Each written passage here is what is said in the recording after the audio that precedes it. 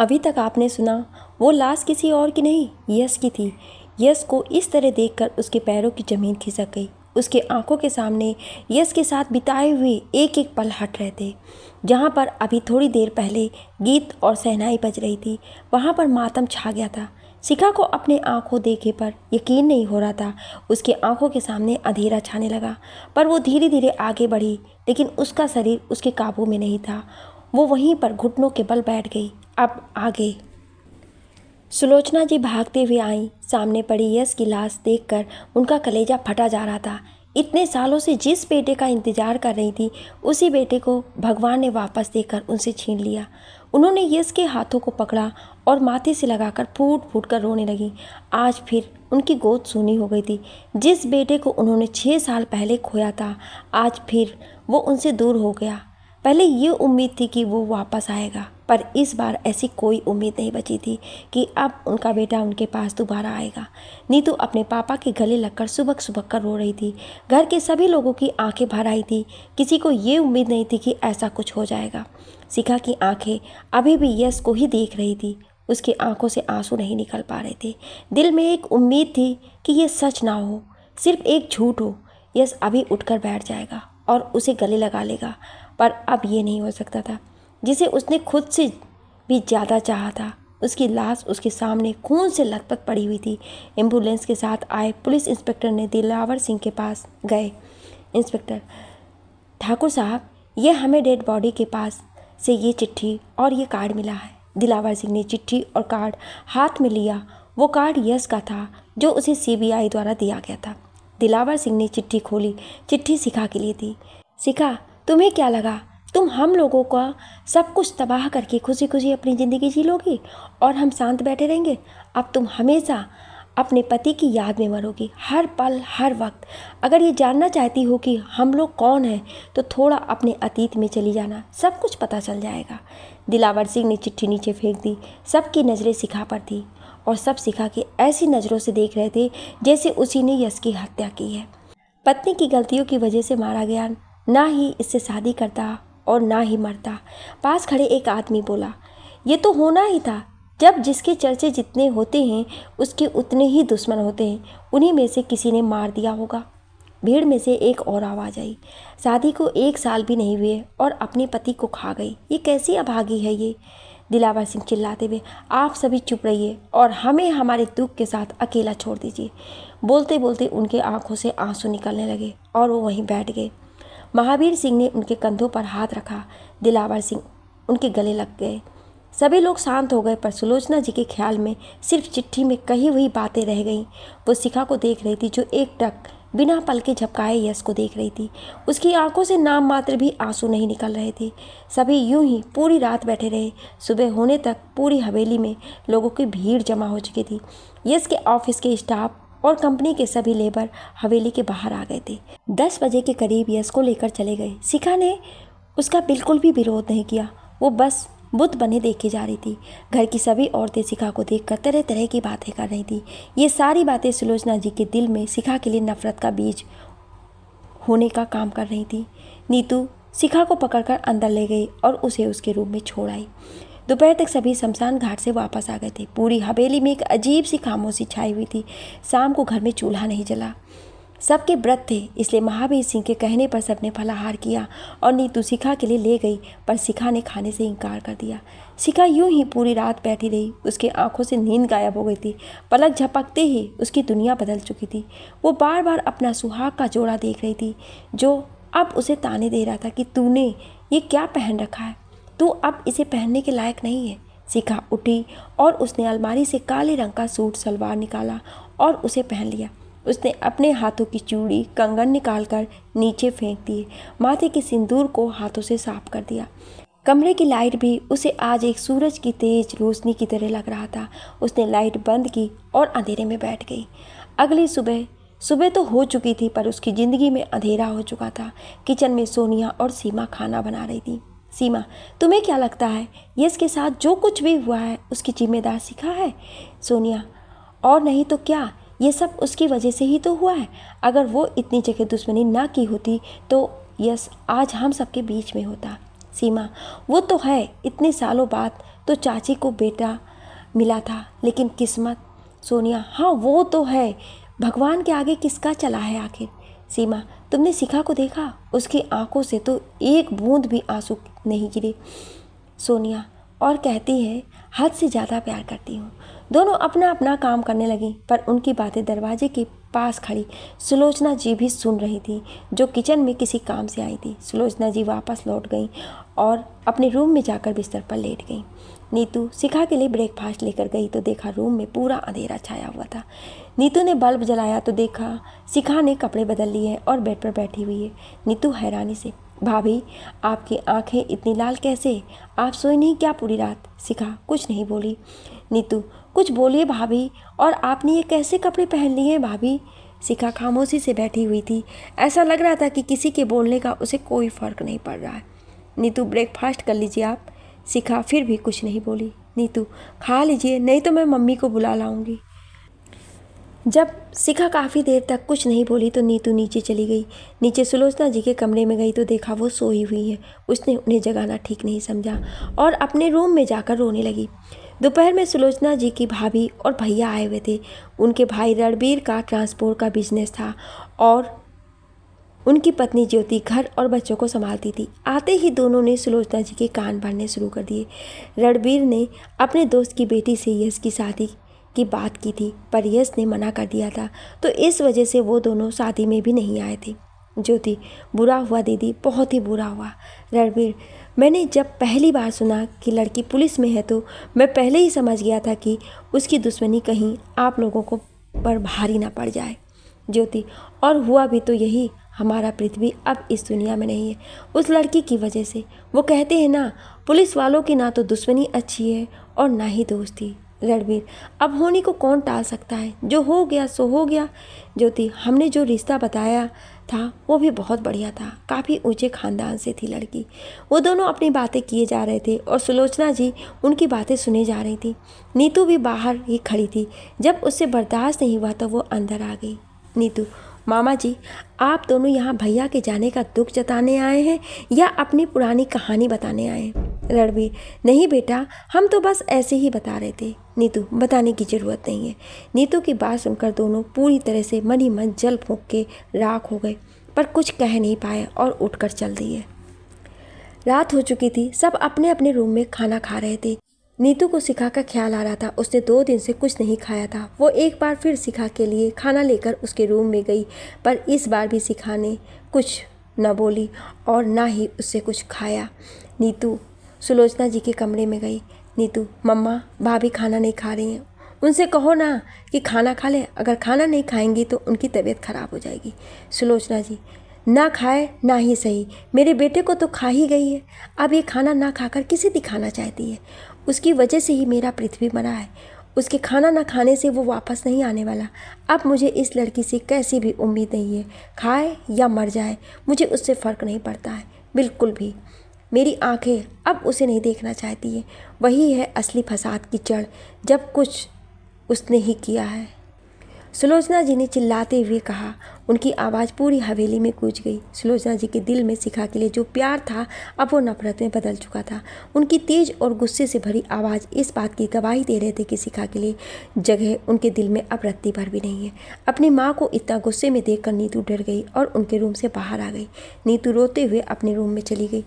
रात 1 बजे पूरी हवेली में अंधेरा छाया हुआ था। हवेली के सभी लोग सोए हुए थे। इसी वक्त शिखा के रूम का दरवाज़ा खुला और शिखा अपने रूम से बाहर आई। उसके हाथों में यश की तस्वीर थी जिसे उसने अपने सीने से लगा रखा था। धीरे धीरे वो सीढ़ियों से नीचे उतरी, हवेली से बाहर आई और जब दरवाजे के पास पहुंची तो दरवाजे का चौकीदार उन्हें इस वक्त देखकर हैरान हो गया। उसने शिखा को वापस अंदर जाने के लिए कहा, पर शिखा वापस नहीं गई। उसने दोबारा कहा, पर शिखा नहीं गई। शिखा ने उसे कुछ कहा तो वो फिर सिर हिलाकर ना करने लगा, हाथ जोड़ने लगा। शिखा ने जब उसे घूर कर देखा तो उसने दरवाज़ा खोल दिया। शिखा पैदल ही चलने लगी। हवेली का चौकीदार उसे काफ़ी देर तक खड़ा होकर देखता रहा। जब शिखा अंधेरे में गायब हो गई तो वो अंदर बैठकर रोने लगा। शिखा पैदल ही कई किलोमीटर चलते हुए कुलदेवी माँ काली के मंदिर पहुँची। गिरते पड़ते वो मंदिर की सीढ़ियों पर चढ़ते हुए ऊपर मंदिर तक पहुँची। मंदिर का दरवाज़ा लगा हुआ था जो बस जाली खुली हुई थी, जिसमें से माता की मूर्ति साफ दिखाई दे रही थी। शिखा, मैं आपसे कुछ मांगने नहीं आई हूँ। मैंने जो गलती की है उसकी सज़ा भुगतने के लिए यहाँ आई हूँ। मैं जानती हूँ कि मैंने आपके मंदिर की परिक्रमा ठीक से नहीं की थी, इसलिए आपने मुझसे मेरे पति को छीना है। आज मैं आपके मंदिर की परिक्रमा पूरी करने आई हूँ। एक बार नहीं, 1000 बार करूँगी। इसके बदले मुझे मेरा यश वापस लौटा दो, वापस लौटा दो। देख शिखा सीढ़ियों से नीचे उतरी। यश की तस्वीर को सीने से लगाए वो मंदिर के चक्कर लगाने लगी। इतनी दूर पैदल चलकर आने की वजह से भूख और कमजोरी उस पर हावी हो रही थी। उसका शरीर उसके काबू में नहीं था, फिर भी वो चक्कर लगाने लगी। वो बार बार गिर जाती पर वो रुकी नहीं। उसके पैरों से खून निकलने शुरू हो चुके थे, पर वो रुकना नहीं चाहती थी। उसने एक चक्कर पूरा किया, फिर 2, 3, 4, 7 चक्कर पूरे करने के बाद भी वो घूमती रही। उसके शरीर ने उसका साथ छोड़ दिया। उसके आंखों के सामने अंधेरा छाने लगा और वो वहीं पत्थरों पर गिर गई। पत्थर पर गिरते ही उसके सिर पर पत्थर टकराया और वो बेहोश हो गई। सुबह हुई तो नीतू शिखा के रूम में चाय लेकर गई तो देखा वहाँ रूम में नहीं है। उसने बाथरूम में देखा तो वहाँ भी नहीं थी। नीतू भागते हुए नीचे आई। नीतू, पापा, भाभी अपने रूम में नहीं है। दिलावर सिंह, क्या रूम में नहीं है तो कहाँ है? वो परेशान है, बाहर बंगले में बगीचे में अकेली बैठी होगी। सीमा, शिखा का दरवाज़ा सुबह से ही बंद है। मैंने उसे नीचे आते हुए भी नहीं देखा है। सभी शिखा को पूरी हवेली में देखने लगे पर शिखा कहीं पर नहीं मिली। बाबूजी, बहू रानी पूरी हवेली में कहीं पर नहीं है। महावीर सिंह, गेट पर पहरा देने वाले को बुलाओ। गेट का चौकीदार अंदर आया। महावीर सिंह, सबके सोने के बाद हवेली से बाहर कौन कौन गया था? भंवर सिंह, मालिक, कल रात 12 बजे नई बहू रानी आई थी और उन्होंने मुझे गेट खोलने के लिए कहा। महावीर सिंह गुस्से से, और तुमने बिना हमसे पूछे गेट खोल दिया? मालिक, उन्होंने मुझे कसम दी थी। उन्होंने कहा कि अगर मैंने गेट नहीं खोला तो वो अपनी जान दे देंगी, इसलिए मैं मजबूर हो गया था। दिलावर सिंह, कैसे गई वो? वो पैदल ही गई। दिलावर सिंह, इसका मतलब वो हमसे बिना कुछ बताए ही हवेली छोड़कर चली गई है। हमें उसे ढूंढना जाना होगा। कोई कहीं नहीं जाएगा। अंदर से सुलोचना जी बाहर आते हुए बोली। दिलावर सिंह, ये तुम क्या कह रही हो सुलोचना? वो हमारे घर की बहू है, उसे हम अकेला कैसे छोड़ सकते हैं? सुलोचना जी, बहू थी, अब वो हमारे घर की बहू नहीं है। नीतू, ये आप क्या कह रही हैं? सुलोचना जी चिल्लाते हुए, जब बड़े बात कर रहे हो तो छोटे बीच में नहीं बोलते। सुलोचना जी ने आंखें दिखाते हुए नीतू को घूरा तो उसने सिर नीचे कर लिया। उसकी आंखों में आंसू आ गए। महावीर सिंह, ये मत भूलो कि हम ही उसे इस हवेली में लेकर आए हैं। सुलोचना जी, माफ़ करिए भाई साहब, ये मेरे परिवार का मामला है, इसमें आपको बोलने का कोई हक नहीं है। सुलोचना जी की बात सुनकर महावीर सिंह गुस्से से लाल हो गए। उन्होंने अपनी मुट्ठी भींच ली। वो कुछ कहते इससे पहले शारदा देवी ने उन्हें कुछ कहने से मना कर दिया। वो गुस्से से वहाँ से चले गए। सुलोचना जी, अगर आप उसे लेने गए तो मेरी लाश देखोगे जब वापस आओगे तो। दिलावर सिंह को गुस्सा तो बहुत ही आ रहा था, पर वो ये भी जानते थे कि औरत कहती नहीं है, करती भी है। वो भी गुस्से में वहाँ से चले गए। एक एक करके घर के सभी लोग वहाँ से चले गए। उनके जाने के बाद सुलोचना जी भी वहाँ से चली गई। इधर शिखा मंदिर के दूसरे हिस्से में बेहोश पड़ी हुई थी। उसके सिर और पैरों से खून निकल रहा था। पास के गांव के कुछ शराबी वहाँ से गुजर रहे थे। उन लोगों ने उसे देखा तो हैरान रह गए। शिखा को देखकर उनकी आंखों में हवस में उतर आया। वो लोग उसके पास पहुँच गए। तभी वहाँ पर पुलिस का सायरन बजने लगा और वो लोग शिखा के हाथ का चैन, घड़ी और गहने लेकर वहाँ से भाग गए। पुलिस शिखा के पास गए। उनके साथ आई लेडी कांस्टेबल ने शिखा का निरीक्षण किया और सब ठीक होने का इशारा किया। तब तक पुलिस एम्बुलेंस भी वहां पर आ गई थी। एम्बुलेंस में शिखा को ले जाया गया। इंस्पेक्टर ने किसी के पास फ़ोन किया। हेलो, हाँ सर, मैम हमें मिल गई हैं, सब ठीक है, पर सिर और पैर में चोट है। ठीक है, तुम उसे हॉस्पिटल में एडमिट करवाओ, तब तक मैं आता हूँ। शिवाजी हॉस्पिटल, उज्जैन।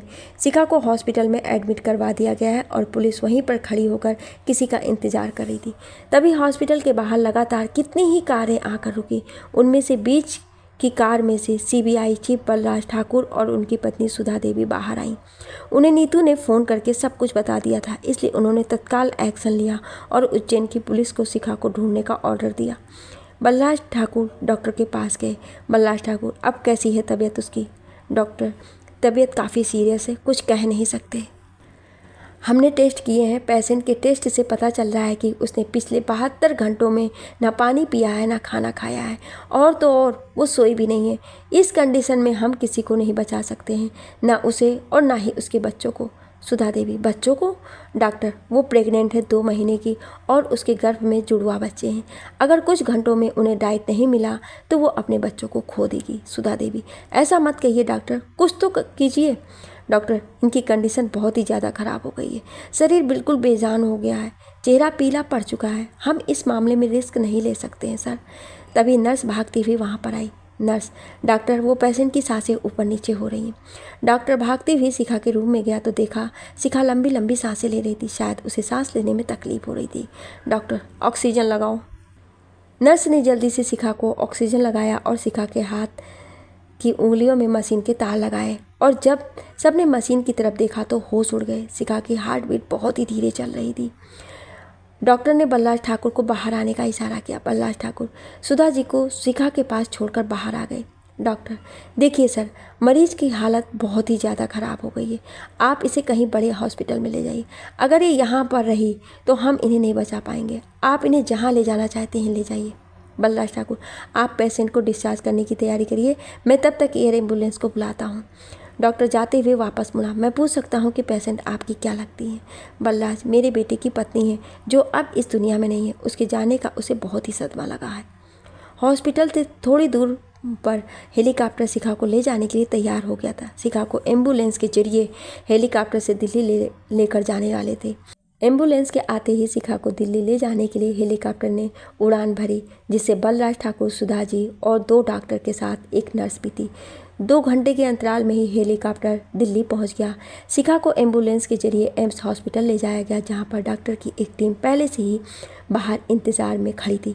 एम्बुलेंस के पहुंचते ही डॉक्टर्स की टीम ने शिखा को इमरजेंसी वार्ड में शिफ्ट किया। निमी भी हॉस्पिटल पहुंच गई थी। उसे नीतू ने फ़ोन करके सब कुछ बता दिया था। वो रोते हुए शिखा के पास जा रही थी, पर उसे शिखा के पास जाने नहीं दिया गया। वो बाहर से ही शीशे में से शिखा को देख रही थी। शिखा का पूरा शरीर पीला पड़ चुका था, सिर पर पट्टी बंधी थी, मुंह पर ऑक्सीजन मास्क लगा हुआ था, नाक में एक पाइप लगा हुआ था, जिसके जरिए एक नर्स बैठकर शिखा को जूस पिला रही थी, जो उसके गले से होता हुआ पेट में जा रहा था। शिखा को ऐसे देखकर उसके आंसू नहीं रुक रहे थे। तभी डॉक्टर ने उसे अंदर बुलाया। डॉक्टर, पेशेंट आपकी क्या लगती है? निम्मी, बहन है मेरी। डॉक्टर, इन डॉक्यूमेंट पर साइन कर दीजिए। निम्मी ने पेन तो लिया, पर साइन करते वक्त उसके हाथ काँप रहे थे, आंसू रुक नहीं रहे थे। तभी बलराज ठाकुर वहाँ पर आ गए और उन्होंने निम्मी के हाथों से पेन ले लिया।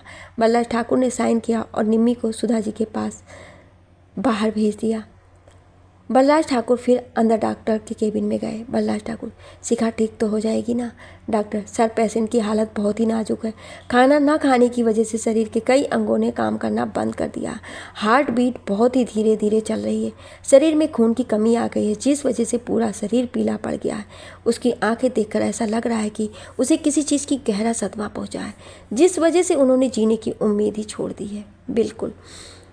बलराज ठाकुर, कुछ भी करके उसे और उसके बच्चों को बचाइए। डॉक्टर, हम पूरी कोशिश कर रहे हैं, पर वो खुद ही जीना नहीं चाहती है। बलराज ठाकुर, वो होश में कब तक आएगी?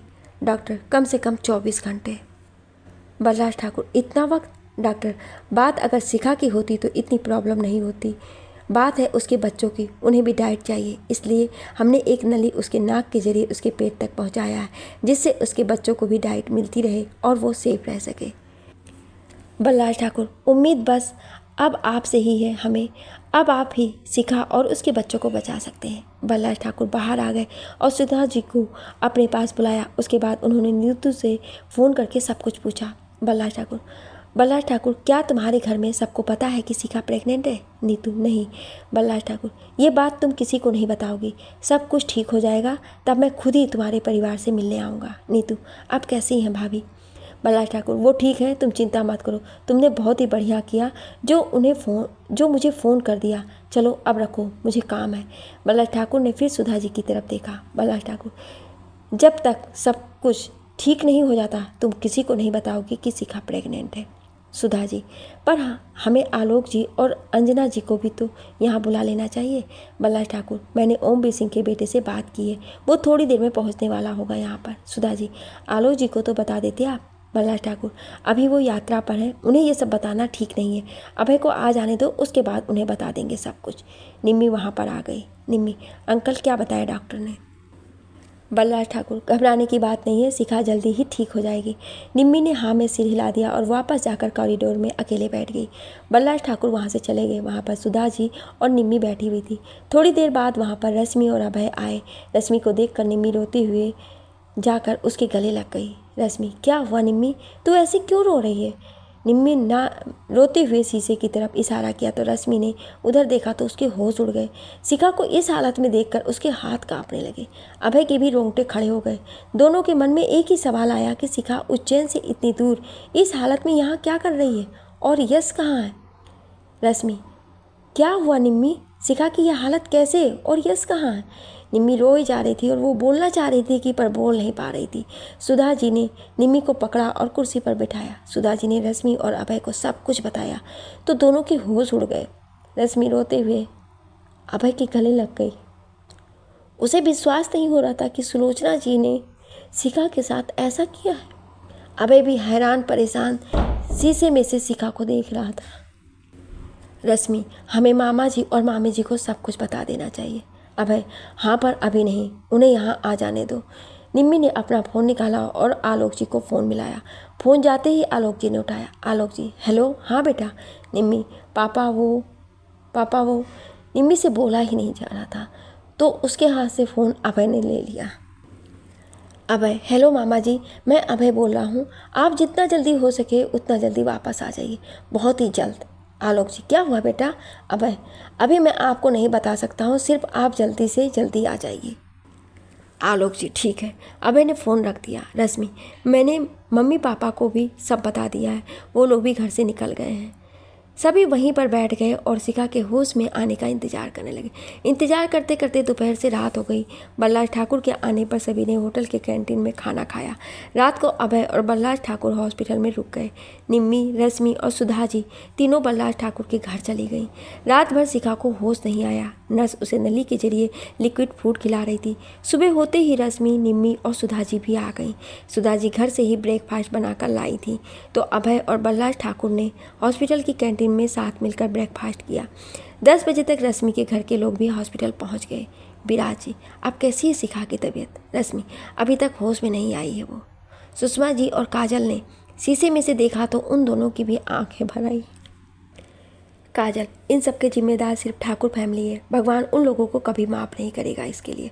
सुषमा जी, अगर भैया और भाभी ने शिखा को इस हालत में देख लिया तो उन पर क्या गुजरेगी?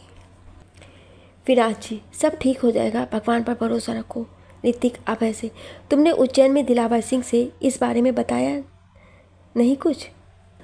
अभय, अभी तक तो नहीं। ऋतिक, मैं अभी बात करता हूँ उन लोगों से। ऋतिक ने अपना फ़ोन निकाला तो उसे बलराज ठाकुर ने रोक दिया। बलराज ठाकुर, ये सही समय नहीं है उन लोगों से बात करने का।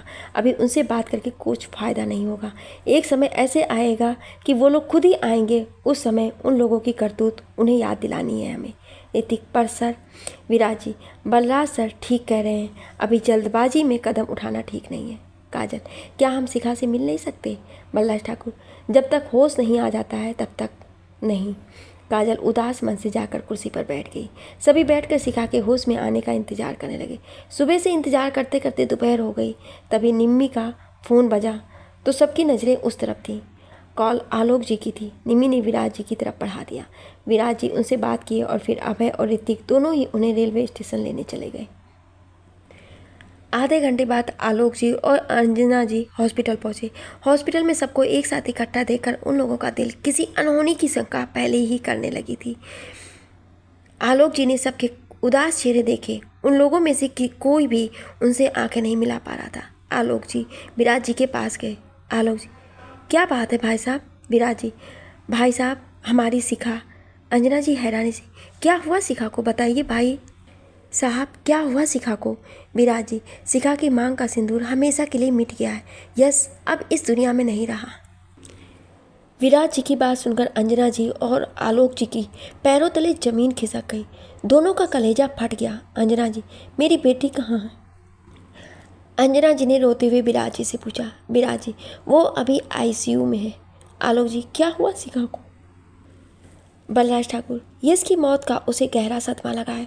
उसने खाना पीना सब कुछ छोड़ दिया है, जिस वजह से उसके बॉडी के कई पार्ट्स ने काम करने बंद कर दिए हैं।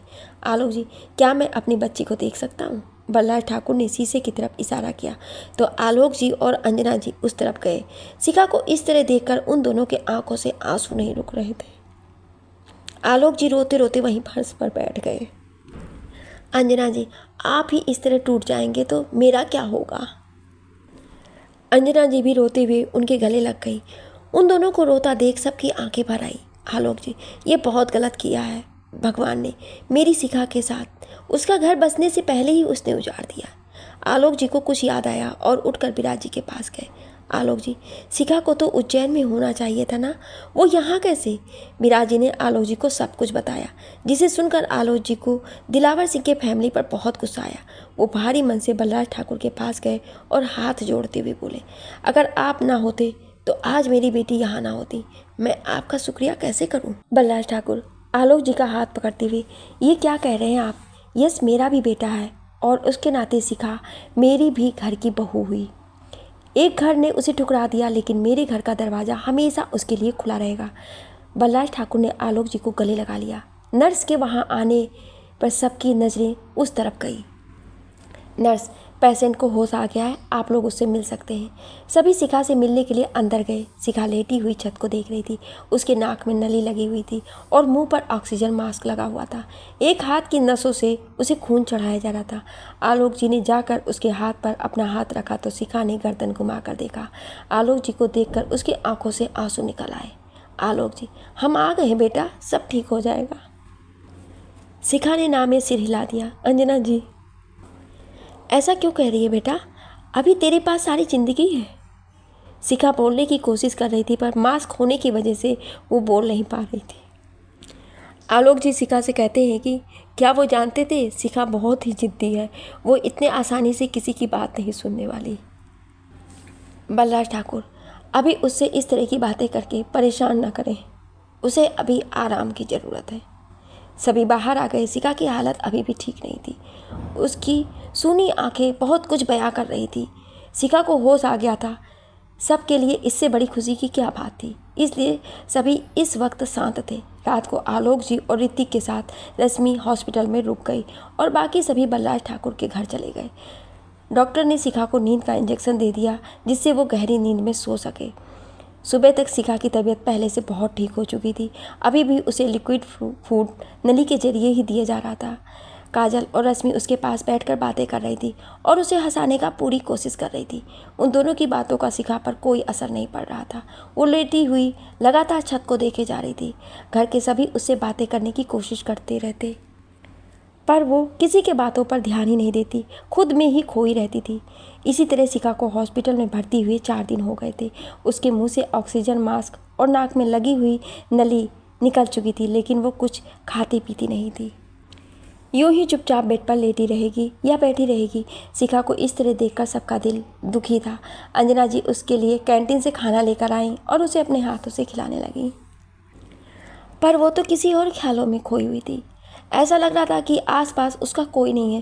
बिल्कुल चुपचाप वो नीचे फर्श को घूर रही थी। अंजना जी, खा ले बेटा, कब तक यूं ही खुद को तकलीफ देती रहेगी?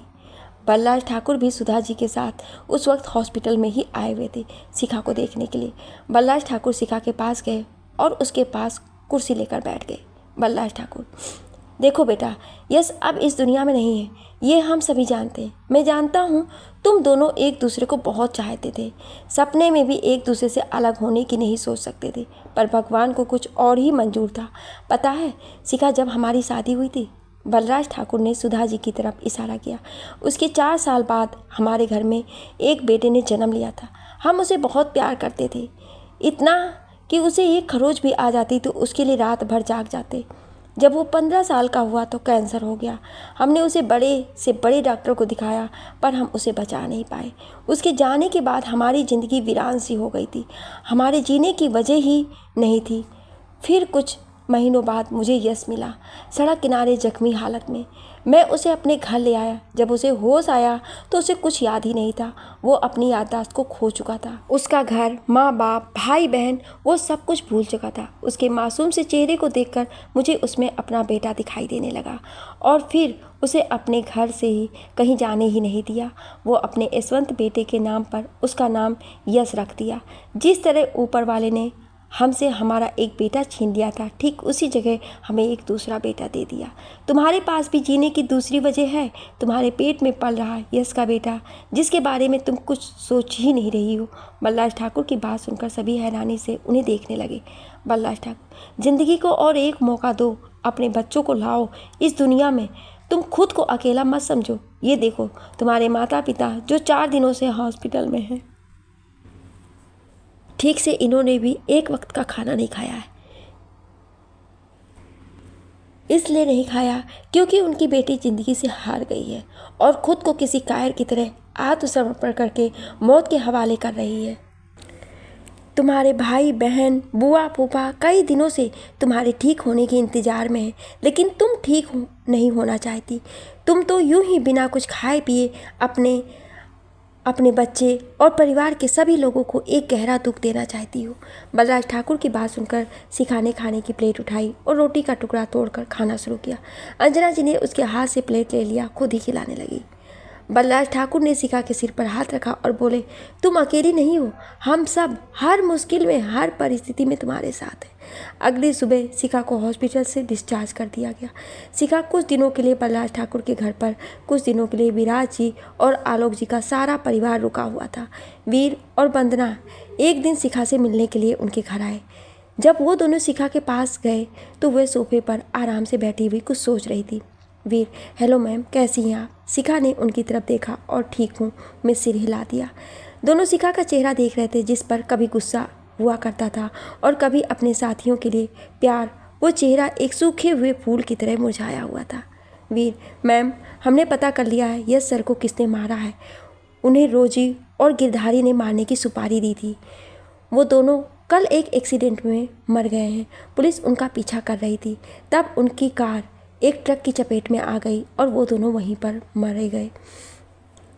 वंदना, आप ठीक तो है ना मैम? शिखा ने हाँ में सिर हिला दिया और उठकर वहाँ से चली गई। उसके जाने के बाद निम्मी कॉफ़ी के 2 कप लेकर आई और टेबल पर रख दिया। निम्मी, जीजू के जाने के बाद दीदी ने बोलना ही छोड़ दिया है। वो किसी से भी बात नहीं करती है। वीर, यस सर और शिखा मैम एक दूसरे से बहुत प्यार करते थे। वंदना, जब हम किसी से हद से ज़्यादा प्यार करते हैं तो हम चाह कर भी उसे भुला नहीं पाते। दोनों ने कॉफ़ी पिया और चले गए। शाम को सभी हॉल में बैठे थे। शिखा भी खामोशी से बैठी हुई थी। आलोक जी, शिखा, हम कहीं घूमने चले? निम्मी, हाँ पापा, कहीं घूमने चलते हैं। रश्मि, इस बार हम शिमला जाएंगे। काजल, शिखा तुम कहाँ जाओगी? शिखा, लखनऊ। इतने दिनों बाद शिखा की आवाज़ सुनकर सभी खुश हो गए। शिखा, मैं लखनऊ जाना चाहती हूँ। लखनऊ में ही हम पहली बार मिले थे। मैं लखनऊ में उनके उसी घर में रहना चाहती हूँ जिसमें वो रहते थे। लखनऊ में उनके साथ मेरी बहुत सी यादें जुड़ी हुई हैं। आलोक जी, ठीक है बेटा, हम लखनऊ जाएंगे। शिखा, कल? आलोक जी, इतनी जल्दी कैसे? शिखा, मैं चली जाऊंगी, आप सभी यहीं पर रहिए। आलोक जी, ठीक है, हम सभी कल ही लखनऊ जाएंगे। अगले दिन सभी प्लेन से लखनऊ चल दिए। 2 घंटे में सभी लखनऊ एयरपोर्ट पर पहुंचे तो वीर और वंदना उन्हें लेने के लिए एयरपोर्ट पर आए हुए थे। दोनों ने उन्हें यश के पुराने घर छोड़ा और चले गए। घर की चाबी किसी के पास नहीं थी, इसलिए वीर ने पहले से एक चाबी बनाने वाले को वहां भेज दिया था। उसने ताले की चाबी बनाकर ताला खोला तो सबसे पहले शिखा अंदर गई। पूरा घर धूल और मिट्टी से भरा हुआ था। कुर्सी, सोफे, मेज, सब पर धूल की परतें जमी हुई थी। दीवारों पर जगह जगह मकड़ी के जाले लगे हुए थे। घर में घुसते ही शिखा को वो पल याद आ गया जब वो यश के साथ पहली बार उस घर में आई थी और उसने उसकी कॉफ़ी में नींद की दवा मिला दी थी। उस घर में हर तरफ यश ही दिखाई दे रहा था। कभी वो उसके बगल से उसे देखते हुए गुजरता तो कभी उसे देखकर मुस्कुराता। शिखा सामने दीवार की तरफ बढ़ी। दीवार पर यश की एक तस्वीर लगी हुई थी। उस तस्वीर पर धूल की परत बैठ गई थी। उसने हाथों से उस तस्वीर की मिट्टी को साफ किया और उस तस्वीर को देखने लगी। उसके दिल से एक ही आवाज़ आ रही थी, तस्वीर तेरी नैनन में, तेरी यादें रह गई मन में। जब तू ही बिछड़ गया तो क्या रहा मेरे जीवन में।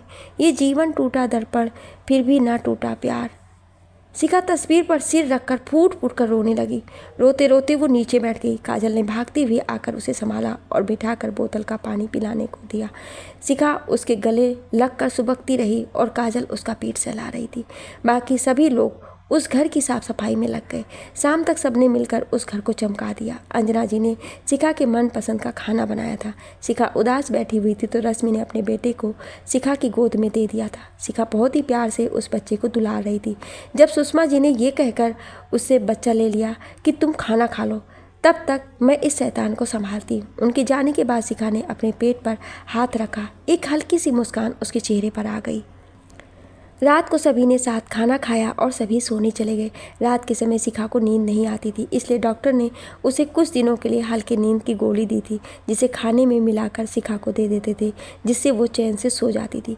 विराज जी भी कुछ दिनों में वापस चले गए। रश्मि भी जयपुर चली गई। अब निम्मी, आलोक जी, अंजना जी और शिखा रह गए थे।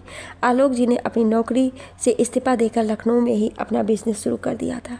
इस तरह शिखा के साथ उन लोगों को भी मन लगा रहता था।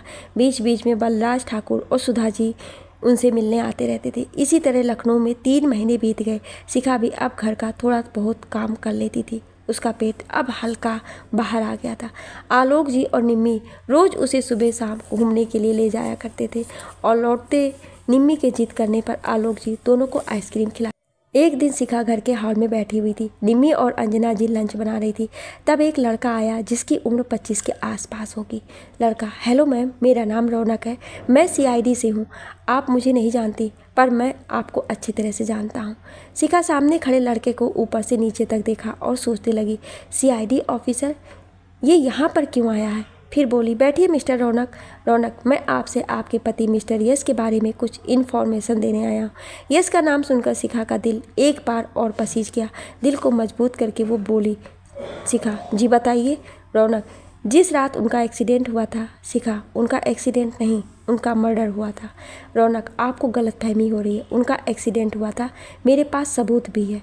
शिखा लगभग चिल्लाते हुए, सबूत आप क्या दिखाओगे? मुझे आपसे बड़ा सबूत मेरी आंखों के सामने था। मेरे पति की लाश खून से लथपथ, जिसे एक साथ कई गोलियां मारी गई थीं। शिखा बताते बताते रोने लगी। अंदर से निम्मी और अंजना जी भी आ गई। शिखा की सांस तेज चलने लगी थी और वो हाँफने लगी। निम्मी, देखिए मिस्टर, आप जो कोई भी हो, आप किस मकसद से यहाँ आए ये हम नहीं जानते, पर इतना ज़रूर जान गए हैं कि आप सच्चाई नहीं जानते हैं या आप किसी घर में गलती से आ गए हैं। रौनक, अगर आप लोगों को ऐसा लगता है कि मैं सच्चाई नहीं जानता हूँ तो एक बार इस तस्वीर को देख लीजिए। रौनक वहाँ से चला गया और जाने से पहले उसने एक लिफाफा टेबल पर रख दिया। निम्मी ने वो लिफाफा उठाया और खोल कर देखा, जो किसी हाईवे पर मौजूद दुकान की CCTV फुटेज थी। उन तस्वीरों में साफ दिखाई दे रहा था कि 2 कार आपस में टकराई और उनमें से एक कार खाई में जा गिरी। उन तस्वीरों में शुरू से अंत तक दिखाया गया था कि कार कैसे टकराई और कार किस तरह खाई में गिरी। उन सभी तस्वीरों में यश कार के ड्राइविंग सीट के बगल में बैठा हुआ दिखाई दे रहा था, पर ड्राइविंग सीट पर कौन था ये दिखाई नहीं दे रहा था। निम्मी ने सारी तस्वीरें शिखा को दिखाई। तस्वीर देखकर शिखा भी हैरान रह गई। तस्वीर के एक कोने पर उसकी नज़र गड़ी रह गई। तस्वीर के कोने पर लिखा हुआ था 25/8/2017 8:25। शिखा ने फोटो के ऊपर लिखी दिन और तारीख देखी और उसके होश उड़ गए। वो मन ही मन बुदबुदाने लगी, क्योंकि जिस तारीख और जिस समय की वो तस्वीरें थी, उस रात उस वक्त यश की डेड बॉडी उज्जैन पहुंच गई थी। शिखा के मन में ये सवाल बार बार आ रहा था कि यश जब वहाँ था तो तस्वीर में कौन है। शिखा के जहन में बहुत सारे सवाल उठ रहे थे और उन सभी सवालों का जवाब सिर्फ एक आदमी के पास था। वो था CID ऑफिसर रौनक। अगले दिन शिखा निम्मी के साथ एक कॉफ़ी शॉप में बैठी हुई थी। थोड़ी देर बाद वहाँ पर रौनक आया।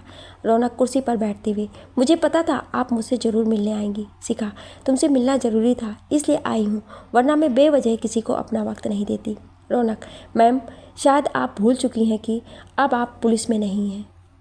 शिखा, उससे फ़र्क नहीं पड़ता, पहले ये बताओ कि तुम मेरे पति को कैसे जानते हो और ये तस्वीर तुम्हारे पास कैसे आई।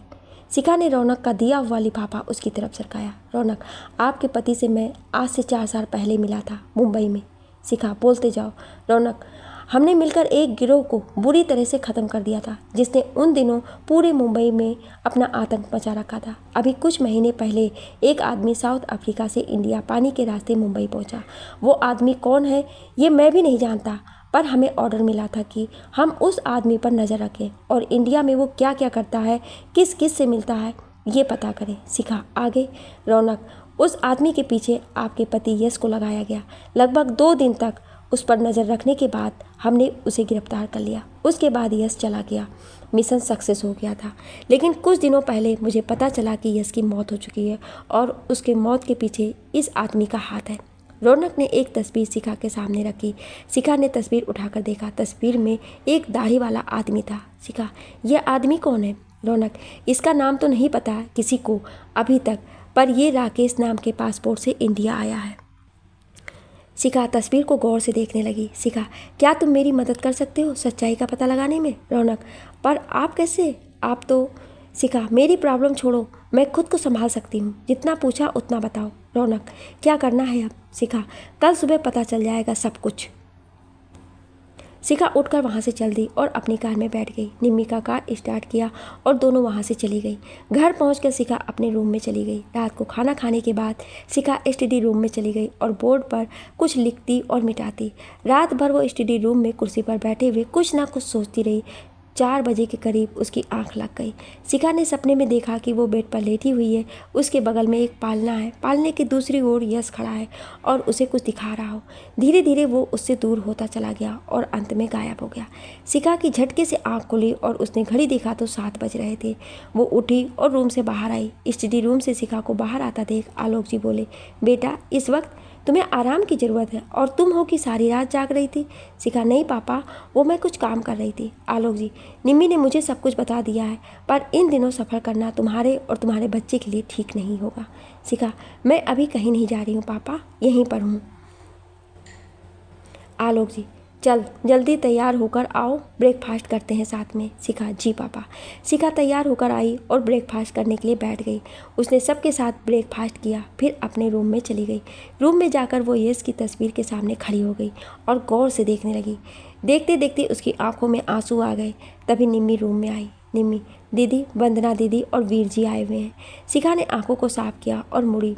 निम्मी, दीदी आप रोती हैं तो बहुत दुख होता है मुझे। प्लीज़ दीदी आप यूँ रोया मत करो। शिखा, इन पर मेरा बस नहीं है। शिखा बाहर आ गई। हॉल में वीर और वंदना बैठे हुए थे। शिखा सोफे पर बैठते हुए, कैसे हो तुम दोनों? वंदना, हम दोनों तो ठीक हैं, आप बताइए। शिखा, बस कट रही है ज़िंदगी। वंदना, डॉक्टर के पास गई आप? शिखा, जाती हूँ, हर हफ्ते जाती हूँ। वीर, आपने यहाँ पर इतनी सुबह क्यों बुलाया हम दोनों को? शिखा, बुलाया तो मैंने राजन को भी है, पर वो नहीं आया। वीर, राजन से बात हुए मुझे भी कितने दिन हो चुके हैं, पता नहीं कहाँ है आजकल। घर का दरवाज़ा खुला और राजन अंदर आ गया। राजन, सॉरी वो मैं लेट हो गया। शिखा, कैसे हो राजन? सुना है तुम बहुत व्यस्त रहते हो आजकल। राजन, नहीं मैम, घर पर माँ की तबीयत खराब थी इसलिए वहाँ गया हुआ था मैं। शिखा, अब ठीक है ना वो? राजन, जी हाँ। शिखा, मैंने तुम लोगों को एक बहुत ही ज़रूरी काम के लिए बुलाया है। शिखा ने तीनों को अपना प्लान समझाया। शिखा, राजन, तुम इंस्पेक्टर रौनक के साथ दिल्ली जाओगे और उस आदमी के बारे में पता लगाओगे कि जिसकी तहकीकात करने के लिए वो दिल्ली आए थे। राजन, कौन? रौनक? शिखा, CID से है। राजन, ओके। शिखा, वीर, तुम वंदना के साथ वहाँ पर जाओगे जहाँ की ये तस्वीर है। वहाँ जाकर तुम्हें पता लगाना है कि क्या हुआ था उस रात। वीर, ठीक है मैम। शिखा, और मैं जाऊँगी उज्जैन। वंदना, उज्जैन क्यों? शिखा, कुछ काम है वहाँ पर मुझे। वीर, ठीक है, हम कल ही निकलते हैं। शिखा, कल नहीं आज ही। वीर, ठीक है। तीनों वहाँ से चले गए और शिखा भी उठकर अपने रूम में आ गई। रूम में आकर उसने सामान पैक करना शुरू किया। तभी अंजना जी वहाँ पर आ गई। अंजना जी, ये क्या कर रही है तू? शिखा, सामान पैक कर रही हूँ। अंजना जी, पर इस हालत में तू सफ़र कर लेगी? शिखा, मैं ठीक हूँ बिल्कुल। अंजना जी, सुबह ही तेरे पापा ने मना किया था ना कहीं जाने से। शिखा, जाना ज़रूरी है बहुत, इसलिए जा रही हूँ। अंजना जी, तू मानेगी तो है नहीं, पर तुझे मैं अकेले भेज भी नहीं सकती, इसलिए तू अपने साथ निम्मी को भी ले जा, वो तेरा ख्याल रखेगी। शिखा, नहीं मम्मा। बाहर से निम्मी आते हुए बोली, नहीं मम्मा, कहने से कुछ नहीं होगा, मैं भी चलूँगी इसके साथ में। शिखा सिर पकड़ते हुए, ठीक है, सामान पैक कर ले। दोनों ने सामान पैक किया और अंजना जी के गले लगकर घर से निकल गई। शाम तक दोनों उज्जैन पहुंच गई थी। दोनों होटल पहुंची और अपने लिए रूम बुक किया। रात भर दोनों होटल में रुकी और अगली सुबह शिखा पुलिस स्टेशन पहुंची। पुलिस स्टेशन में पहुंचकर शिखा उस इंस्पेक्टर के पास पहुंची जो उस रात यश की डेड बॉडी के साथ हवेली पर आया था। शिखा, हेलो इंस्पेक्टर, मेरा नाम शिखा है। इंस्पेक्टर, आपको कौन नहीं जानता, पुलिस डिपार्टमेंट में तो आप बहुत ही प्रसिद्ध हैं, कहिए कैसे आना हुआ? शिखा, मैं आपसे 25 अक्टूबर की रात में जो कुछ हुआ उस बारे में जानने आई हूँ। आपको मेरे पति की डेड बॉडी कहाँ पर मिली थी और उसके साथ क्या क्या था? इंस्पेक्टर, मुझे आपके हस्बैंड की डेड बॉडी उज्जैन इंदौर के हाईवे पर मिली थी। वहाँ के कुछ लोगों ने फायरिंग की आवाज़ सुनकर पुलिस को फ़ोन किया और जब हम वहाँ पर पहुँचे तो वहाँ पर आपके पति की डेड बॉडी मिली हमें। उनके पास जो कुछ भी था वो हमने आप लोगों को दे दिया था। शिखा, आपने सारी चीज़ें नहीं लौटाई है। उनका मोबाइल, पर्स और उनके गले में उनकी माँ का दिया हुआ लॉकेट, वो तीनों चीज़ पुलिस ने ही नहीं दी है। पुलिस ने दिया भी तो क्या, वो सीबीआई का कार्ड, सीबीआई की नौकरी से इस्तीफा वो 4 महीने पहले ही दे चुके थे। इंस्पेक्टर, देखिए मैम, हमें जो कुछ भी मिला था वो हमने आप लोगों को दे दी थी। शिखा, और क्या था उनके साथ? मेरा मतलब है कि उनकी कार कहाँ पर है? इंस्पेक्टर, उनके पास एक मारुति कार थी जिसे पुलिस ने हिरासत में ले लिया था। अब वो कार नीलामी के लिए रखी हुई है। शिखा, क्या मैं वो कार देख सकती हूँ? इंस्पेक्टर, जी हाँ ज़रूर। इंस्पेक्टर ने एक हवलदार को शिखा के साथ भेजा। हवलदार शिखा को एक मैदान में ले गया जहाँ पर बहुत सी कार, बाइक और कई तरह के वाहन खड़े थे। हवलदार ने एक लाल रंग की कार की तरफ इशारा किया जिस पर कई जगह गोली चलने के निशान थे। गोली लगने की वजह से कार का शीशा भी टूट गया था। शिखा उस कार के पास गई और कार को गौर से देखने लगी। उसने उस कार को कभी भी यश के पास नहीं देखी थी। उसने कार का लॉक खोला और अंदर देखा। अंदर सीट पर खून लगा हुआ था। शिखा ने कार से भी फिंगरप्रिंट उठाए और खून का भी सैंपल ले लिया। उसके बाद वो निम्मी के साथ होटल आई। शिखा का काम लगभग पूरा हो चुका था, लेकिन वो एक बार उस हाईवे पर जाना चाहती थी जहाँ पर यश को गोली मारी गई थी। शिखा निम्मी के साथ टैक्सी से उस हाईवे पर पहुंची। हाईवे के एक तरफ खाई थी तो एक तरफ पहाड़ी। शिखा ने टैक्सी को और आगे चलने को कहा। लगभग 2 से 3 किलोमीटर आगे जाने पर शिखा को एक जगह मोड़ जानी पहचानी सी लगी तो उसने टैक्सी रुकवाई। शिखा ने अपने बैग से लिफाफा निकाला और तस्वीरों को देखना शुरू किया। वो तस्वीर वही हाईवे पर मौजूद रेस्टोरेंट का था। शिखा और निम्मी दोनों ही रेस्टोरेंट में गईं। रेस्टोरेंट में ज़्यादा भीड़ नहीं थी। शिखा और निम्मी दोनों ही एक टेबल पर बैठी। वेटर उनके पास फौरन आया। वेटर, क्या लेंगी आप मैम? शिखा, 2 ऑरेंज जूस। वेटर, जी मैम। वेटर जाने लगा तो शिखा ने उसे रोक लिया। शिखा, सुनो। वेटर, जी मैम। शिखा, ये रेस्टोरेंट कितने बजे तक खुला रहता है? वेटर, रात के 10 बजे तक मैम। शिखा, आज से 3 महीने पहले करवा चौथ की रात यहाँ एक एक्सीडेंट हुआ था, क्या तुम उसके बारे में कुछ जानते हो? वेटर, हाँ एक्सीडेंट हुआ तो था, लेकिन मैं उस समय यहाँ पर नहीं था, मेरी दिन की ड्यूटी थी। निम्मी, दिन की ड्यूटी थी तो तुम्हें ये तो तुमने अपने साथियों से तो कुछ पता ही चला होगा ना? वेटर, जी वो मैं। वेटर अभी कुछ बोल ही रहा था कि उसके मालिक ने उसे आवाज़ लगाई और वो वहाँ से चला गया। 10 मिनट बाद एक दूसरा वेटर जूस का गिलास लेकर आया। शिखा, वो जो ऑर्डर लेकर गया था उस वेटर को भेजना जरा। वेटर, वो बाज़ार चला गया है कुछ काम से, आप लोगों को और कुछ चाहिए तो बताइए ना, मैं अभी ले आऊँगा। शिखा ने वेटर को गौर से देखा जो कुछ छुपाने की कोशिश कर रहा था। शिखा, नहीं अब कुछ नहीं चाहिए।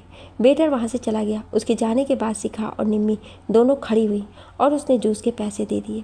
बाहर आकर उसने देखा कि जिस टैक्सी में वो आई थी वो टैक्सी बाहर नहीं थी। निम्मी, ये टैक्सी वाला चला गया बिना पैसे लिए। शिखा, वो गया नहीं है, उसे भेजा गया है। निम्मी ने अंदर देखा तो शीशे में से एक आदमी उन दोनों की तरफ देखकर फ़ोन पर बात कर रहा था। निम्मी, मुझे कुछ गड़बड़ लग रही है दीदी। शिखा, घबराने की ज़रूरत नहीं है, सब ठीक है। शिखा ये तो जान गई थी कि कुछ तो गड़बड़ है, पर उसे निम्मी को भी संभालना था। ऐसे समय में शिखा ने वहाँ से निकल जाने में ही अपनी और निम्मी की भलाई समझी, क्योंकि वो जिस हालत में थी अभी उसके साथ निम्मी और बच्चों को भी खतरा हो सकता था। शिखा और निम्मी दोनों ही पैदल चलने लगी। कुछ देर चलने के बाद शिखा ने मुड़कर देखा तो कुछ कार आकर रेस्टोरेंट के बाहर रुकी। कार में से एक दाढ़ी वाले आदमी ने सिर बाहर निकालकर रेस्टोरेंट की तरफ देखा। फिर उसने उनके आगे चल रही शिखा और निम्मी की तरफ देखा। कारें अब तक उन लोगों की तरफ बढ़ने लगी थी। निम्मी बहुत ही डर गई थी उन लोगों को अपनी ओर आता देख। शिखा ने अपने बैग से रिवाल्वर निकाला जो उसने उज्जैन के आने के बाद लिया था। उसने रिवाल्वर को अपने दाएं हाथ में लटका दिया और धीरे धीरे चलने लगी। सबसे आगे वाली कार अब रुक चुकी थी। उसके हाथ में रिवाल्वर है। कार चला रहे आदमी ने दाढ़ी वाले आदमी से कहा, उसके सिर्फ एक हाथ में रिवाल्वर है और हमारे हर आदमी के हाथों में रिवाल्वर है। दाढ़ी वाले आदमी ने शिखा की तरफ देखते हुए बोला। दाढ़ी वाले आदमी ने हाथ निकालकर गोली चलाई। गोली की आवाज़ सुनते ही शिखा निम्मी को लेकर झुक गई और गोली जाकर सामने से आ रही ट्रक के पहिए पर लगी, जिससे ट्रक वहीं पलट कर गिर गया। ट्रक में मौजूद सभी सब्जियां सड़क पर गिर गई। इधर झटके से झुकने की वजह से शिखा के पेट में बहुत तेज़ दर्द शुरू हो गया। वो सड़क पर बैठ गई और बैठे हुए ही उसने पीछे कार की पर गोली चलाई। गोली जाकर कार की पिछली सीट पर बैठे हुए आदमी को लगी। शिखा ने एक गोली और चलाई। दूसरी गोली जाकर उस दाढ़ी वाले आदमी के कंधे पर लगी। वो जोर से चिल्लाया और उसके साथ ही कार में बैठे बाकी लोगों ने शिखा और निम्मी पर गोली चलानी शुरू कर दी। दोनों गोलियों से बचते हुए ट्रक के पीछे आ गई। उन लोगों की कार अब ट्रक तक आ पहुंची थी।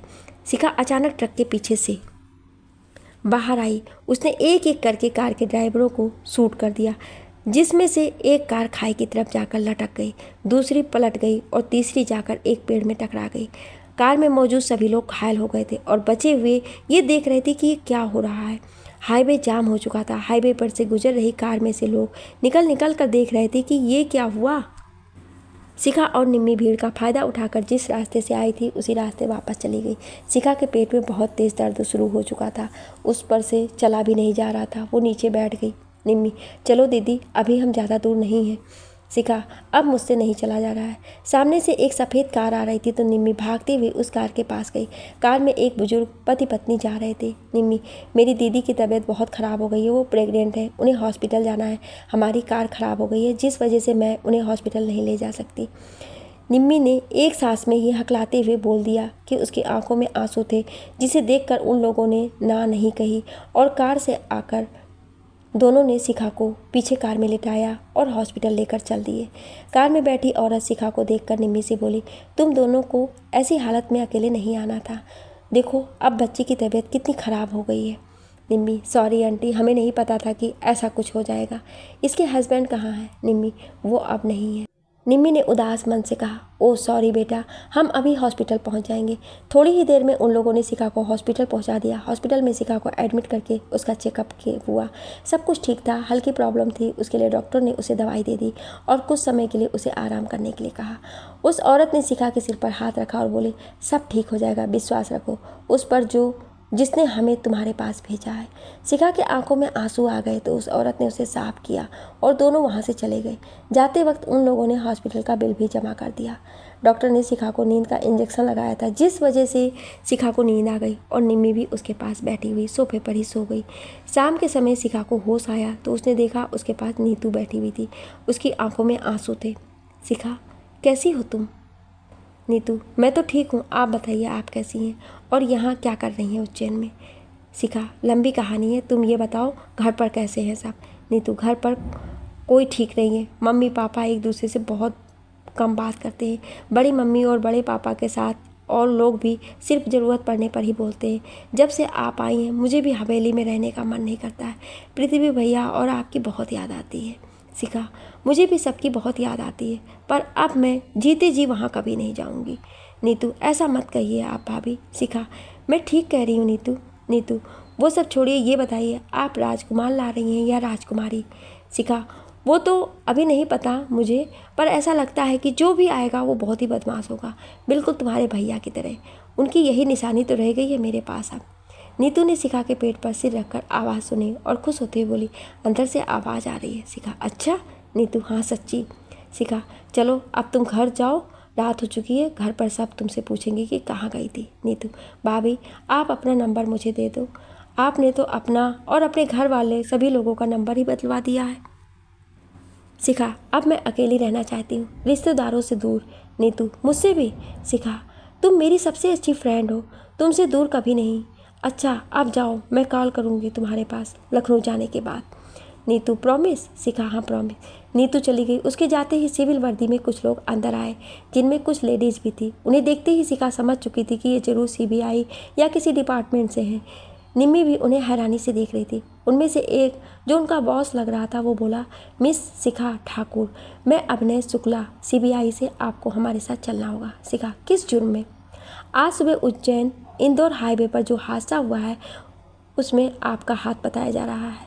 शिखा, कोई सबूत? उस हाईवे पर मौजूद एक बात रेस्टोरेंट की सीसीटीवी फुटेज जिसमें आपके हाथों में रिवॉल्वर साफ दिखाई दे रहा है।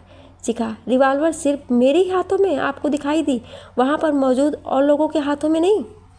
आपको जो कुछ कहना है वो अदालत में कहिएगा। शिखा, आप भूल रहे हैं कि 6 बजे के बाद किसी भी महिला को गिरफ्तार नहीं किया जा सकता है, और गर्भवती महिला को तो बिल्कुल भी नहीं।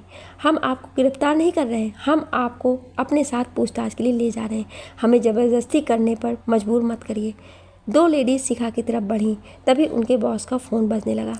उसने फ़ोन रिसीव किया और उसके चेहरे का रंग उड़ गया। उसने हाथों से उन दोनों लेडीज़ को रुकने का इशारा किया। फ़ोन पर वो जी जी करते हुए वहाँ से अपने साथियों के साथ चला गया। शिखा को समझ नहीं आ रहा था कि कुछ ही मिनटों में ऐसा क्या हो गया कि ऑफिसर अपनी टीम के साथ वहाँ से चला गया। उसने फिर निम्मी की तरफ देखा जो मुस्कुरा रही थी। शिखा, क्या ज़रूरत थी तुझे इतना कुछ बताने की? निम्मी, अरे उन लोगों को भी पता चलना चाहिए कि वो किसी गिरफ्तार करने आए हैं। शिखा, तूने उन्हें बताकर बहुत बड़ी गलती कर दी है। उनका फ़ोन आने वाला ही है अब मेरे पास। निम्मी कुछ बोलती इससे पहले शिखा का फ़ोन बजने लगा। शिखा ने फ़ोन उठाकर देखा तो सुधा देवी का वीडियो कॉल था। शिखा ने कॉल उठाया। शिखा, गुड इवनिंग माँ जी। सुधा देवी, कहाँ हो तुम अभी बेटा? शिखा, जी वो हम अभी उज्जैन आए हुए थे किसी काम से। सुधा देवी, कल सुबह की पहली फ्लाइट से तुम दोनों वापस लखनऊ चली आओ। तुम लोगों की वजह से वो कितना गुस्सा है जानती हो तुम? शिखा, जी नहीं, वो जी हाँ। शिखा ने खिलाते हुए लगभग बात किया। सुधा जी, अब कैसी है तबीयत? शिखा, जी ठीक है। सुधा जी, अब तुम अकेली नहीं हो, कुछ भी करने से पहले अपने बच्चे को ध्यान में रखना। सुधा जी ने फ़ोन रख दिया और शिखा ने राहत की सांस ली और निम्मी को गुस्से से देखने लगी। निम्मी, अगर मैं उनके पास फ़ोन नहीं करती तो हमें उनकी कस्टडी में जाने के बाद कॉल करना पड़ता। शिखा सोचने लगी, मेरी आज की गलती की वजह से बहुत कुछ गलत हो जाता मेरे साथ। आखिर ये ही तो उनकी निशानी है मेरे पास। शिखा, हम दोनों कल सुबह की फ़्लाइट से वापस लखनऊ चलेंगे। निम्मी, हाँ यही सही रहेगा। शिखा और निम्मी ने रात में साथ ही खाना खाया। उसके बाद शिखा बेड पर और निम्मी सोफे पर सो गई। अगली सुबह दोनों उठी और होटल जाकर अपना सामान पैक किया। उसके बाद होटल से चेकआउट करवाकर दोनों एयरपोर्ट के लिए चल पड़ी। 12 बजे तक दोनों ही लखनऊ अपने घर पहुंच गई थी। शिखा ने बेल बजाने से पहले ही निम्मी की तरफ देखा। शिखा, उज्जैन में जो कुछ भी हुआ उस बारे में मम्मी पापा को कुछ भी पता नहीं चलना चाहिए। निम्मी, ठीक है। दरवाज़ा खोलते ही दोनों को देखकर अंजना जी खुश हो गई और शिखा को पकड़कर अंदर लाई। अंजना जी, तू बैठ, मैं तेरे लिए जूस लेकर आती हूँ। शिखा, मुझे भूख नहीं है मम्मा। अंजना जी, ऐसी हालत में बिना भूख के भी खाते पीते रहना चाहिए। शिखा, वो मैं बाद में पी लूँगी। अंजना जी, बिल्कुल चुप, मैं अभी आई। अंजना जी अंदर चली गई और शिखा सोफे पर बैठ गई। अंजना जी ने जूस लाकर दिया। जूस पीने के बाद शिखा अपने रूम में चली गई। शाम को बलराज ठाकुर और सुधा जी घर आए। उन्हें वहाँ पर देखकर शिखा की बोलती बंद हो गई थी। वो मुंह खोले हुए उन्हें देख रही थी। शिखा आगे बढ़कर सुधा जी के पैर छूने गई तो सुधा जी ने उसे पकड़ लिया। सुधा जी, ऐसी हालत में ज़्यादा झुकते नहीं है बेटा। बलराज ठाकुर, अब कैसी तबीयत है तुम्हारी? शिखा, हाँ ठीक है। बलराज ठाकुर ने एक चेक शिखा को दिया। बलराज ठाकुर, ये इसकी आज तक की कमाई थी जो उसने इतने सालों में सीबीआई की नौकरी करते हुए कमाए थे। शिखा ने चेक हाथ में लिया और अमाउंट देखा तो उस पर 1 करोड़ लिखा हुआ था। शिखा, 1 करोड़? बलराज ठाकुर, उसने बहुत से नामी गिरामी अपराधियों को जेल पहुंचाया था, ज़्यादा इसमें इनाम की राशि है। शिखा, ओह। बलराज ठाकुर, आज से तुम घर से बाहर नहीं जाओगी जब तक तुम्हारी डिलीवरी नहीं हो जाती। गार्ड्स तुम्हारे साथ हमेशा रहेंगे, ये मेरा ऑर्डर है। शिखा जी। बलराज ठाकुर, किसी भी तरह की परेशानी हो तो तुम मुझे एक कॉल कर देना बस। शिखा, जी। बलराज ठाकुर, अब हम चलते हैं, 9 बजे दिल्ली की फ़्लाइट है हमारी। आलोक जी, खाना तो खाते जाइए भाई साहब। बलराज ठाकुर, फिर कभी। अंजना जी, खाना लग गया है, ज़्यादा समय नहीं लगेगा। शिखा, खा लीजिए पापा। बलराज ठाकुर, ठीक है। सभी ने साथ मिलकर खाना खाया। उसके बाद बलराज ठाकुर चले गए। उनके जाते ही 2 लेडीज़ कांस्टेबल अंदर आईं। आलोक जी ने उन्हें मेहमान के कमरे में ठहरा दिया। कुछ गार्ड्स उनके पड़ोसी बनकर उसी कॉलोनी में शिफ्ट हो गए जिससे शिखा और उनके घर के लोगों को कोई तकलीफ ना हो। नई दिल्ली। रौनक राजन के साथ दिल्ली पहुंच गया था और उन लोगों ने अपने लिए होटल में रूम बुक किया और उस आदमी के बारे में वहां के लोकल गैंग से पता करने लगा। राजन के लिए दिल्ली कोई नई जगह नहीं थी। उसने बतौर इंस्पेक्टर बनकर दिल्ली से ही पुलिस फोर्स ज्वाइन किया था। एक रात 9 बजे दोनों अपने होटल पहुंचे। दोनों ने डिनर किया और अपने अपने रूम में चले गए। रात 1 बजे राजन का फ़ोन बजा और वो तैयार होकर अपने रूम से बाहर आया। उस वक्त रौनक भी अपने रूम से बाहर ही था। होटल के कॉरिडोर से उसने राजन को बाहर जाते हुए देखा तो वो भी उसके पीछे चल दिया। होटल से निकलने के बाद राजन ऑटो में बैठा और चला गया। रौनक भी उसके पीछे एक ऑटो से चल दिया। थोड़ी देर बाद राजन शहर से बाहर एक सुनसान इलाके में पहुंचा। रौनक भी उससे थोड़ी दूर ऑटो रुकवा कर उसे देखने लगा। एक आदमी राजन से मिलने आया। राजन ने एक फाइल उस आदमी से लिया और चल दिया। वो लोग चले गए और राजन भी वापस चल दिया। वापस आने के बाद राजन अपने रूम में चला गया और रौनक अपने रूम में से ये सोचने लगा कि आखिर उस फाइल में ऐसा क्या था जिसके बारे में राजन ने उसे कुछ नहीं बताया। अगली सुबह रौनक उठकर आया और उसने राजन के रूम को दरवाज़ा खटखटाया तो राजन ने दरवाज़ा खोला। राजन की आंखें देखकर लग रही थी कि वो रात भर सोया नहीं था। रौनक, क्या हुआ, अभी तक सोए थे क्या? राजन, नहीं यार, वो रात भर नींद ही नहीं आई, पता नहीं क्यों। रौनक, मैंने कॉफ़ी ऑर्डर की है, आओ साथ बैठकर पीते हैं। राजन, ठीक है। रौनक अंदर आया और सोफे पर बैठ गया। तभी रूम सर्विस का फ़ोन आया। हेलो मिस्टर राजन, आपसे मिलने के लिए कोई आया है। राजन, ठीक है, मैं आता हूँ। राजन सोचने लगा कि कौन हो सकता है जो उससे मिलने आया। राजन, तुम बैठो, मैं अभी आया। राजन नीचे चला गया। उसके जाते ही रौनक उसका सामान चेक करने लगा। जल्दबाजी में उसने सबसे पहले तकिए को हटा कर देखा तो उसके नीचे उसे वही फाइल मिल गई जो फाइल उस आदमी ने राजन को दिया था। उसने फाइल को देखना शुरू किया और फाइल देखकर उसके होश उड़ गए। तभी पीछे से आवाज़ आई, तुम्हें इतनी भी तमीज़ नहीं कि किसी के सामान को बिना इजाज़त के छूते नहीं है? रूम का दरवाज़ा लॉक करते हुए राजन बोला। रौनक, तो उस रात तुम थे यश के साथ उस कार में जो ड्राइव कर रहा था कार? राजन, बेशक मैं ही था। रौनक, तो तुम्हें यश के मिशन की सारी जानकारी होगी? राजन, हाँ थी, और मैंने उसका साथ भी निभाया। रौनक, यश कैसे मरा? राजन, यश कैसे मरा, किसने मारा, ये एक राज है, और अब एक राज ये भी होगा कि रौनक कैसे मरा। राजन ने बोलते हुए रौनक को लात मारी जिससे रौनक दीवार से टकराया। रौनक ने भी झुककर उसके पैरों पर लात मारी और राजन नीचे गिर गया। नीचे गिरते ही दोनों ने एक दूसरे का गर्दन पकड़ लिया और एक दूसरे को बुरी तरह से मारने लगे। दोनों की लड़ाई में कमरे का सारा सामान बिखर चुका था। दोनों खून से लहूलुहान हो चुके थे। राजन ने अपना बेल्ट निकाला और रौनक का गला दबा दिया। रौनक फर्श पर पड़ा ऐसे हाथ पैर मार रहा था जैसे मछली पानी से बाहर निकलने के बाद मारती है। कुछ ही देर में उसने पैर मारने बंद कर दिए। राजन ने उसका गला छोड़ दिया और बेड पर बैठकर बोतल से पानी पीने लगा। राजन, इसकी किस्मत में ऐसे ही मरना लिखा था। अब कहानी में आगे क्या मोड़ आने वाला है, अगला भाग जरूर सुनिएगा। Thank you.